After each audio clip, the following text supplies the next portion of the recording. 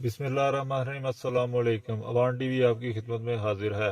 रोज़ाना नई वीडियोस हासिल करने के लिए चैनल को सब्सक्राइब करें और वीडियो को लाइक करें। शुक्रिया दोस्तों। बड़ी खबर शेयर करते चलें आपके साथ कि गुजरात के इलाका डिंगा से ताल्लुक़ रखने वाले साबिक एमएन ए चौधरी जाफर इकबाल को इस्लामाबाद से गिरफ्तार कर लिया गया है।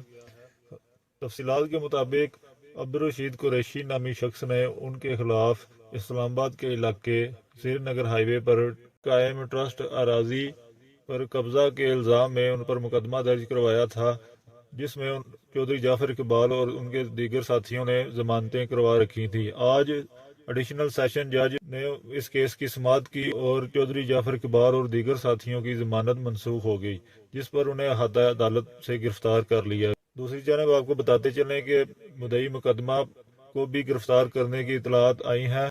इस्लामाबाद पुलिस ने क्रॉस पर्चे में मुद्दई मुकदमा को भी इस केस में गिरफ्तार कर लिया है।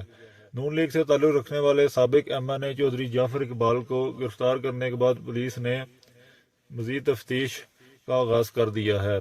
आज के लिए इतना ही। मज़ीद वीडियोज़ के लिए हमारा चैनल सब्सक्राइब करें और वीडियो को लाइक करें। शुक्रिया।